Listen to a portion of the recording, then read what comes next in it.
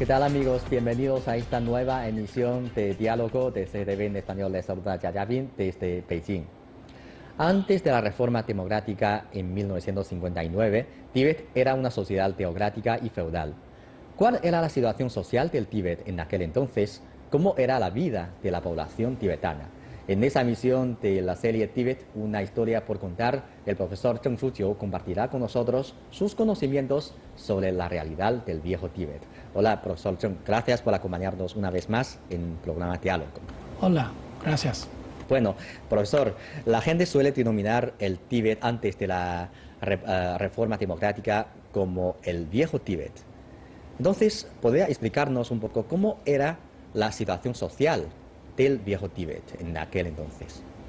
Bueno, como sabes, el año 1950, cuando el Ejército de Liberación entró en la zona tibetana, Tíbet sigue con el sistema de servidumbre y esclavitud.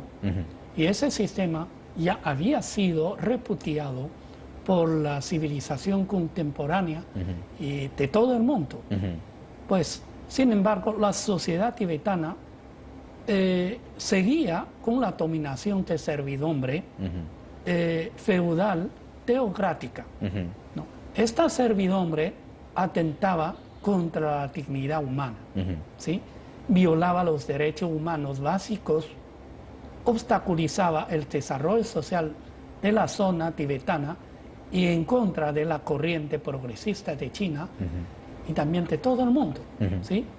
Y la clase de propietarios de siervos, compuesto por tres grupos, quiere decir, por la familia gobernante, por la aristocracia y también por los monjes de capa superior de los monasterios. Todos ellos se consideran como tres tipos de propietarios. Y ellos ejercían sobre los siervos e esclavos una opresión política y una explotación económica extremadamente crueles. ¿Sí? Y el pueblo del Tíbet sufría penuria y apenas lograba subsistir, mientras la sociedad tibetana se hundía en la extremada pobreza, el atraso, el encierro y también la decadencia. Y en el viejo Tíbet, el sistema de la sociedad teocrática estaba por encima de todo. Eso quiere decir, el poder político amparaba la teocracia y la teocracia controlaba el poder político, y la teocracia y el poder político se juntían en un solo, ¿no? Defendiendo la dominación de los tres propietarios feudales. Y los monasterios contaban con enormes fuerzas, ¿no? Siendo los principales gobernantes políticos del Tíbet también principales propietarios de siervos. Ellos poseían numerosos privilegios políticos, económicos, controlaban la vida material y espiritual de la vida de la gente. Y un reportero de guerra británico, quien estuvo en Lhasa el año 1904, dijo que los lamas son súper soberanos y los campesinos son esclavos. Las poderosas fuerzas monacales lo controlan todo, ¿no? Así era más o menos la situación social de aquel entonces, antes de la reforma democrática en Tíbet. Bueno, podemos imaginar que los propietarios son una minoría de la población de aquel entonces en Tíbet. La mayoría son siervos y esclavos. Entonces, ¿cómo era la vida de estas poblaciones, estos siervos y esclavos? Bueno, has dicho la verdad. En realidad, los aristócratas, los monjes de alta categoría, los gobernantes, quiero decir, los civiles, gobernantes civiles de alta categoría, no ocupaban sino menos de 5% de la población total en Tíbet, mientras el resto, el 95%, son siervos esclavos, ¿no? Y bajo la servidumbre feudal, los seres humanos eran clasificados en categorías, ¿no? Hay dos tipos de leyes que son el 13 códigos y 16 códigos que rigieron en el viejo Tíbet durante varios siglos. Y según estos códigos, quiere decir, según estas leyes, ¿no?, la gente se dividía en 3 clases, en 9 categorías, ¿no? Los códigos establecían que los seres humanos se dividen en 3 clases, la superior, la media y la baja, mientras cada clase se divide en 3 categorías, la superior, la media y la inferior. Y estas 3 son establecidas según la noble o humilde de su linaje sanguíneo, ¿no?, y lo alto y lo bajo que es su posición. Y también según estos códigos, la gente se divide en categorías y el precio, ¿no? Es que quiere decir que cada hombre tiene su precio, ¿no? Y el precio de la vida también puede ser alto y bajo. El precio de la vida de los de categoría superior es el equivalente al del oro del mismo peso del cadáver. Mientras, ¿no?, el precio de la vida de los inferiores era no más que de una cuerda de paja, ¿no? Bueno, una viajera francesa llamada Alessandra David, ¿no?, estuvo en 5 ocasiones en Tíbet. En el año 1959 publicó un libro, ¿no?, que se llamaba El antiguo Tíbet, cara ante la China naciente. En el libro, la autora describe la servidumbre del viejo Tíbet. Así dice: en el Tíbet, todos los agricultores son siervos endeudados de por vida. Entre ellos, es difícil encontrar a alguno que haya cancelado la deuda. Para mantener la subsistencia, los siervos se ven obligados a pedir préstamos, dinero, cereales y ganado, pagando intereses muy altos. No obstante, la cosecha del año venidero nunca será suficiente para pagar el interés que crecía.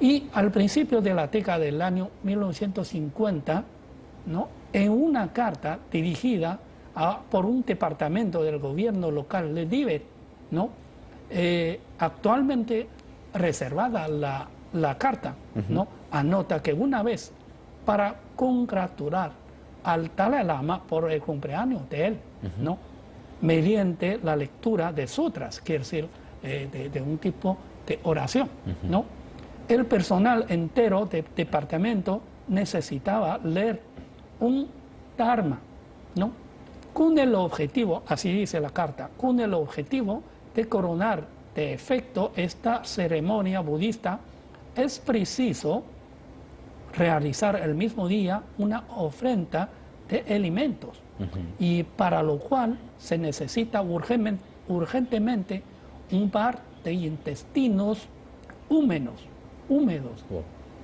de 2 cráneos, múltiples tipos de sangre y una piel humana entera, que los traiga enseguida. Eso quiere decir, se necesita entrañas, ¿no?, sacadas del ser humano, ¿no? Húmedas quiere decir frescas. Claro. Y una piel entera sacada de un ser humano vivo, ¿no?, con el fin de hacer la ceremonia, ¿no?, con motivo de cumpleaños de Dalai Lama. Eso es muy cruel. Es muy cruel, sí. Sí. Anteriormente también hemos encontrado algunas fotos para reflejar la vida actual de los siervos y esclavos del viejo Tíbet. Por ejemplo, en esta foto podemos ver un hombre viviendo junto con los animales en un establo. ¿Podría explicarnos quién era y qué era? Bueno, como acaba de decir, que según los códigos, ¿no?, del viejo Tíbet, ¿no?, la gente se divide en categorías. Sí. Y este hombre es un siervo de la última categoría, ¿no?, que se llamaba Langshen, ¿no? Y como Langshen, ellos pueden casarse, pero una vez nacido el hijo, y se nace esclavo, se nace siervo, ¿no? Y el Langshen, que casado, casado, pero seguía viviendo al lado de los ganados, ¿no? Sí. En un establo, ¿no? Cuidándolos, ¿no? ¿no? Así es la categoría, la última categoría, ¿no? Que tiene esas condiciones de vida. Sí, claro, por la división clara de las categorías, de las clases, los esclavos, parece que nunca podrá cambiar su estado social. Entonces, en la otra foto es más cruel, un hombre huesudo que está trabajando en la tierra con esposas y con grilletes puestos.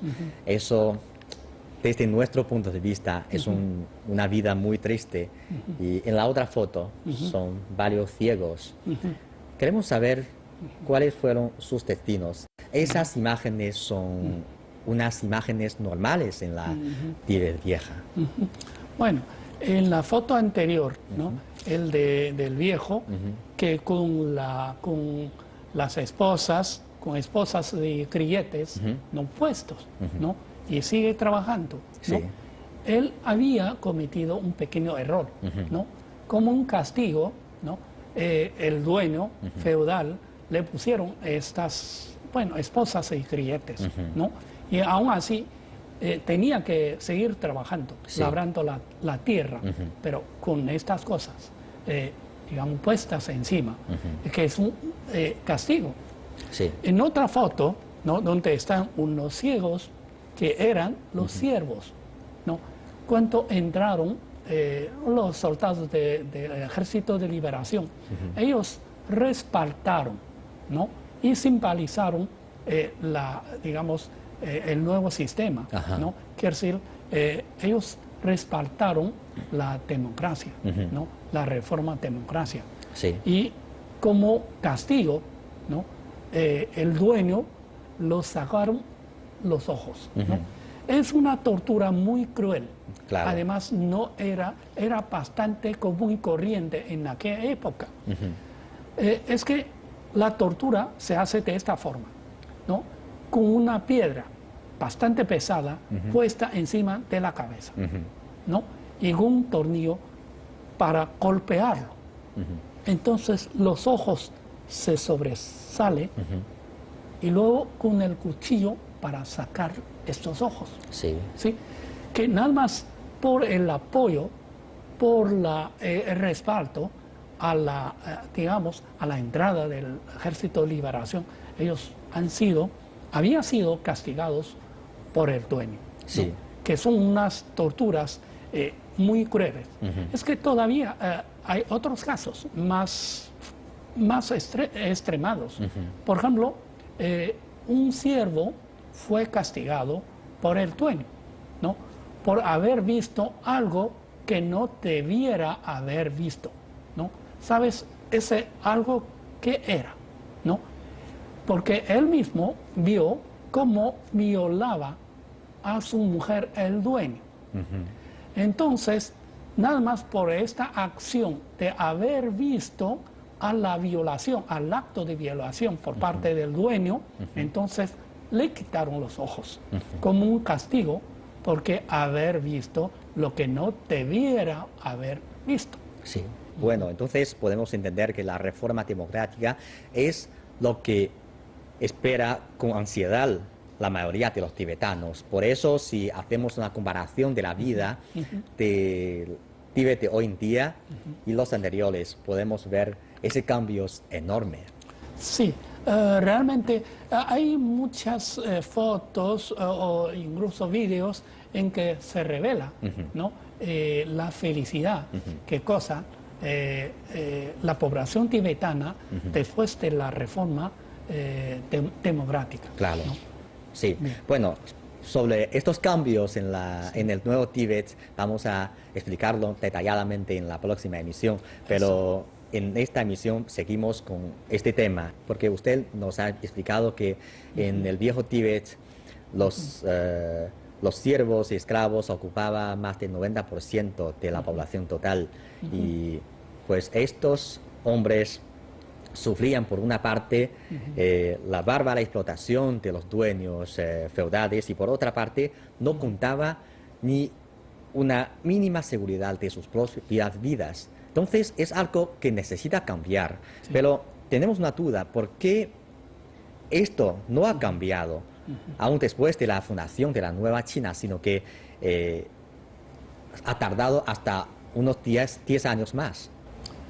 Bueno, tú sabes que hay un señor muy importante que era Kasia, que es el gobernador, digamos, de autoridad civil de Tíbet, que se llamaba A.P. Aben Chinmei.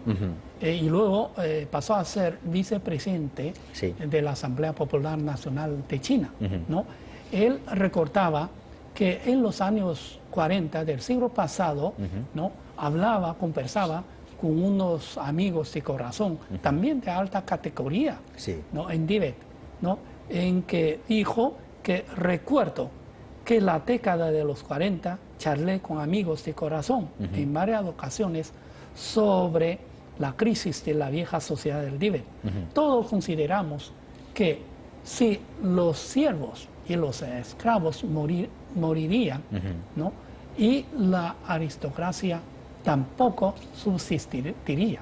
Hay que cambiar esa sociedad, digamos, radicalmente. Sin embargo, había gente del grupo dominante de capa superior del Tíbet para poder proteger o para seguir sus privilegios, ¿no? Y también por sus, digamos, sus productos materiales, ¿no? Y prefería perseguir el sistema de servidumbre feudal. Bueno, tú sabes, desde el año en que entró el Ejército de Liberación en Tíbet, el año 51 hasta 59, unos 8 años, en Tíbet casi no había cambiado nada, ¿no? Y que el gobierno local tampoco tenía ganas de hacer cambios, de hacer la democracia, ¿no? Y para de esta forma seguir, ¿no?, continuando el mismo sistema, ¿no? Además, ellos violaron y sabotearon el acuerdo de los 17 artículos. Y haciendo, digamos, disturbios, ¿no?, tomar una serie de actividades encaminadas a extinguir la patria. Y finalmente llegaron a estallar una rebelión armada.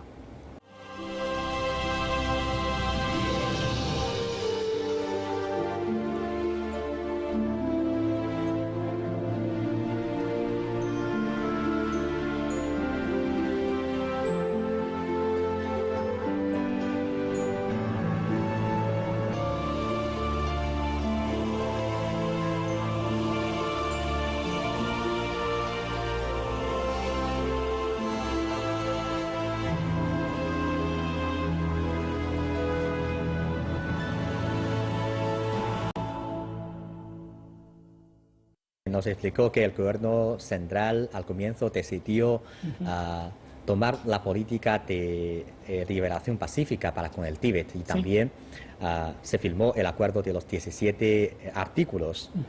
Entonces, esa política se había planteado para un largo proceso en lo que se refiere al cambio de la situación social del Tíbet, pero y además con una buena voluntad de que los líderes de la región toman la decisión de hacer una reforma democrática en Tíbet, ellos mismos. Pero ¿cómo era el resultado? Bueno, como hemos hablado en la primera sección, ¿no?, de esta serie, ¿no?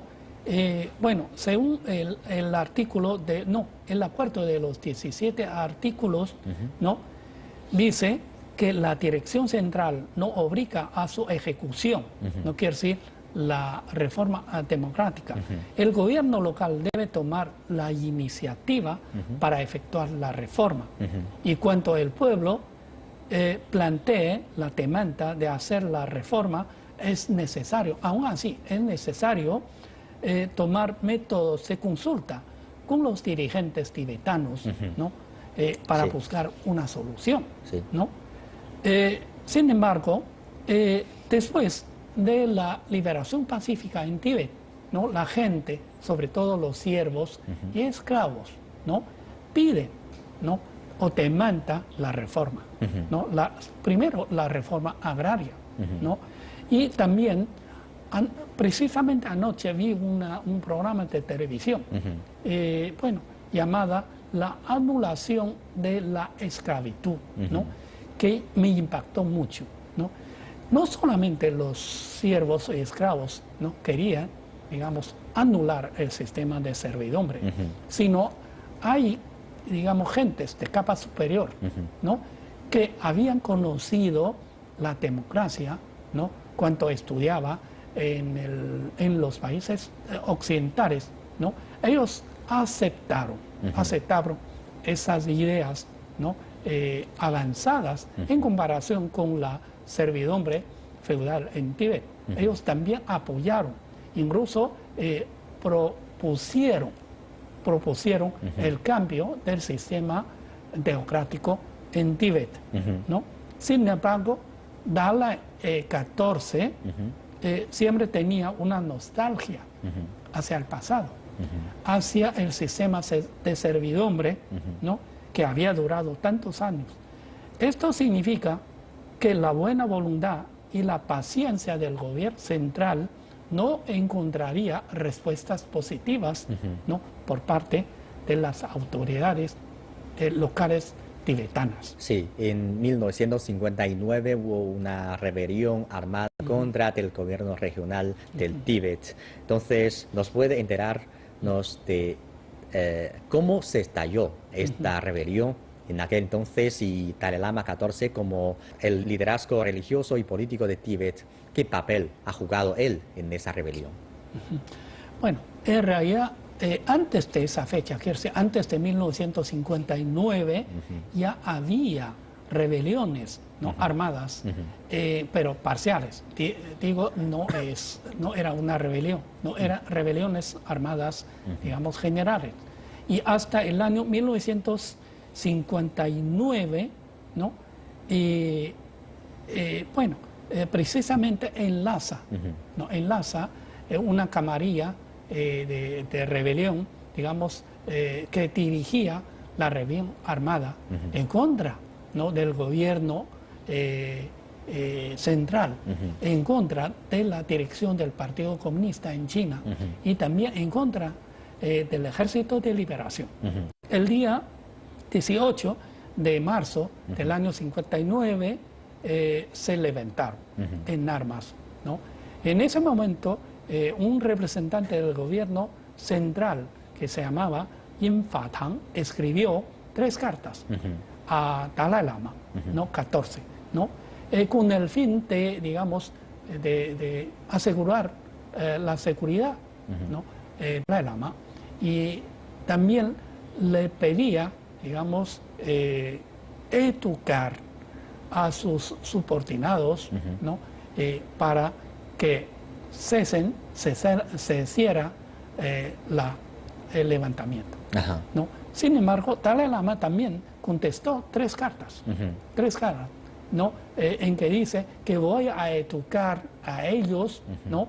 Que estos, en vez de asegurarme la seguridad personal, me han, digamos, perjudicado. Sin embargo, el día 19 del mismo mes, que es de marzo, huyeron Dalai Lama junto con unos seguidores de Lhasa, ¿no? Para ir a Shannan, que era la base de apoyo de los militares el levantamiento, ¿no? Y al día siguiente, que es el día 20, ¿no? Se reunieron unos 7.000 militares, ¿no? Para atacar a los órganos del gobierno local del Partido Comunista establecido en Lhasa, de las unidades del Ejército de Liberación, ¿no? Empezaron de esta forma una rebelión general, ¿no? En contra de los logros de la democracia. Entonces, ¿cuál era lo que esperaba y cómo se acabó esa rebelión finalmente? Bien, en realidad lo que esperaba era seguir, ¿no?, el sistema democrático, Sí. seguir digamos, la política y la combinación entre la política y el poder religioso, y seguir los prestigios, privilegios, ¿no?, feudales para estos señores, ¿no? Y el resultado era, digamos, que fracasaron, ¿no? En un solo día, con el ataque por parte del Ejército de Liberación y con el apoyo de los tibetanos, ¿no? Y ya acabaron con la rebelión armada. Y Dalai Lama huyó desde Shannan, que es desde su base de apoyo hacia India, hacia la India, ¿no? Así se acabaron. Otra cosa que quería decir o explicar, que en el camino, ¿no?, el camino de huida desde Tíbet hacia India, ¿no?, siempre había un avión que, digamos, que indicaba la dirección, ¿no? Que, digamos, que lanzaba mercancías, alimentos, ¿no? Y se mantenía entre Dalai Lama y, bueno, de una agencia, ¿no?, que en realidad es la agencia de inteligencia de los Estados Unidos. Porque esta agencia había, ¿no?, entrenado, ¿no?, más o menos entre, bueno, 4 o 5 años, no 4 años, 4 años, a unos 3.000 tibetanos armados con adiestramiento, con entrenamiento en una isla de este país, ¿no? Con el fin de separar Tíbet de China, ¿no? Y con la ayuda y el apoyo de este país, ¿no?, los rebeldes, ¿no?, lanzaron, ¿no?, la insignia de independencia de Tíbet, ¿no?, en contra del Partido Comunista, en contra de, digamos, del gobierno central. Bueno, aquí tengo una cifra que, conforme al artículo publicado el 16 de agosto del año 1999 y por medio de Comunicación Occidental, ¿no?, de 57 a 60, ese país, ¿no?, que acabo de mencionar, ¿no?, lanzó por avión más de 400 toneladas de mercancía para las guerrillas tibetanas. El mismo país invierte anualmente una suma de $1.700.000 para las acciones en el Tíbet. ¿Quién han revelado esto? ¿No? Sino unos 2 agentes de la misma agencia, ¿no?, de la misma agencia. Y cuando Dalai Lama escapaba, y dicha agencia de inteligencia preparó un avión, ¿no?, para ayudarle, ¿no? Pero con todo eso ya estamos bien informados del papel que juega este país, ¿no?, interviniendo en los asuntos interiores de China y sobre todo en el Tíbet. Sí, entonces está muy claro que es una rebelión apoyada por fuerzas extranjeras y se acabó con la victoria del pueblo tibetano. Muchas gracias, profesor, por explicarnos esta historia. Bueno, la rebelión armada en Lhasa, incitada por la camarilla reaccionaria de las clases dominantes del Tíbet, fracasó y el 14º Dalai Lama, junto con otros cabecillas rebeldes, escapó de Lhasa. Desde entonces, Tíbet entró en una nueva etapa de reformas democráticas. En la próxima emisión de esta serie vamos a conocer los cambios que se dieron en Tíbet. Así terminamos esta emisión de Diálogo. Gracias por sintonizarnos. Hasta la próxima.